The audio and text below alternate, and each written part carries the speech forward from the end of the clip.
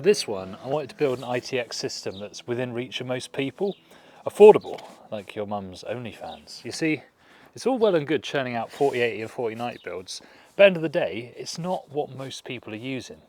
The 60 class of graphics cards is usually the most popular because it's more affordable, and in reality, plenty of power for most people. Even this modest 4060 and Ryzen 5 combo can do a fair bit of 1440p gaming if your expectations are reasonable.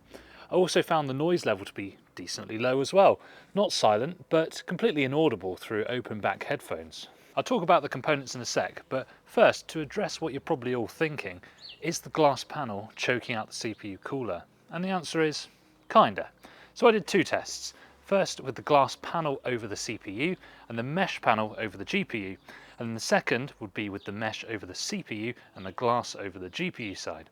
Now for GPU temps, they were identical, whichever way around you did it, no change at all. But for the CPU, the max temperature was identical, but the plateau temperature, which is more akin to what you'd get actually using this in real life under a heavy load, was different. About 8 degrees C hotter with the glass over it. Now you might think that's case closed, right? But in all the gaming tests, we can see the CPU temperature barely gets above 60 degrees, which in my book is completely fine. So for aesthetics, I'm going to keep it with the glass this way around, but for yourself, you can have it how you like it. The panels easily pop off and they can just be switched around whenever you like. Now let's talk about the parts I chose for this. So for small form factor PCs, there are 3 items that really jack up the price. We're talking about the case, the power supply and the motherboard, right? The case is the Mesh-licious. It's about £90 for a PCIe 3 version, which is not exactly budget, but for an ITX case, I think that's pretty reasonable. You get good build quality, loads of room to upgrade your components, and crucially, you can use a regular ATX power supply in here, and that saves us a lot of money. There is a PCIe 4 version out there for a bit more money, but in truth, PCIe 3 versus PCIe 4 is not going to make any difference at this performance level, but maybe something to think of if you're somebody that's buying for the future. In any case, our CPU and motherboard, they're limited to PCIe 3 anyway, so why waste the money if you're trying to get things really budget? Speaking of budget, the Ryzen 5 5500, it's a decent cheap CPU. It'd be plenty for driving a 4060, and it comes in at about £80, which is hard to argue with when it's coming to value. There's the Ryzen 5 4500 for about £20 cheaper if you really want to scrimp and save, and it's okay, but it does have a lower cache, which might hold you back in some games. You might find you have lower 0.1% lows and 1% lows. The downside of the 5500 is that it's limited to PCIe version 3. But like we said earlier, I'm not really fussed about that when we're talking about budget. And I chose this Thermalright cooler for it. It's got some RGB bling on board, which is going to help sell it. But for yourself, guys, you could easily just use the included Wraith Stealth Stock cooler and you're going to be absolutely fine. Now the motherboard here, this is a cheap ASRock A520 board. This is plenty for Ryzen 5 CPUs, and to be honest, I'd even be fine with putting a Ryzen 7 in here, as long as you've got those front fans on the case to provide some airflow for the VRM. You only get one M2 slot and there's no USB-C header, so I had to use this USB-C to USB 2 header adapter to get that front panel to work. But at the budget level, guys, there's always going to be compromises, and for me, this was a compromise that was worth it. Okay, and onto the memory next. I went with the Corsair RGB because, frankly, it helps the PC sell faster when you've got some RGB in there. But if you don't care about RGB, any old DDR4 3600 CL18 kit will be just fine. You can go for 16 gigs or 32, whatever works for you. The SSD is the SX8200 Pro by ADATA, and despite some online backlash, I find this drive is still really good value. You max out the PCIe 3 buffer and you get a DRAM cache on board, so that makes it really fast for 99% of users, and it's not going to affect your gaming performance whatsoever.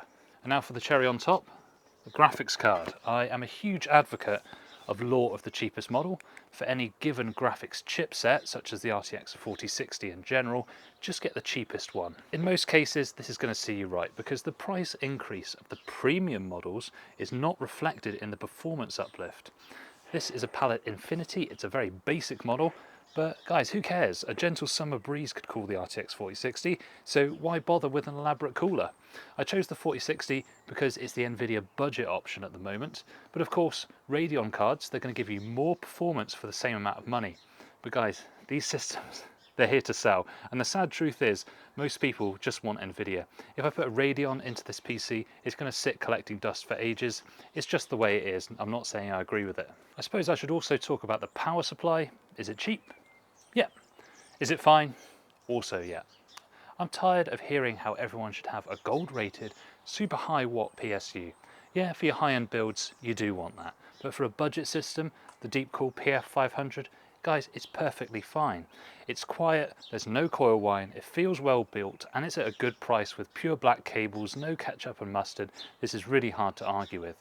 The only problem with this in this build is that it's a non-modular power supply, which means it's fully wired and it makes it harder to manage the cables. For the price, I'm pretty happy with this. You'll always get more for your money with a regular tower, but for ITX, you're getting decent performance for around £700. Now, I sell these systems through my website, which is PC36.co.uk, and yeah, there's going to be a markup on that. It's a business after all. And don't forget, I have to pay VAT, corporation tax, shipping, packaging, transaction fees, I have to cover the warranty, and at the end of the day, I still need to make some money to feed myself. So I'm not going to apologise for making profit, but I will say if you can build this one yourself, then crack on, guys. It's really good fun and you're going to save a lot of money. And that's the end of the video. If you enjoyed this one, please, guys, subscribe. And I want to see a comment down below. This might be the first video I've done with regular glasses instead of sunglasses. So you can tell me how goofy I look with or without them. Anyway, catch you in the next upload. See ya.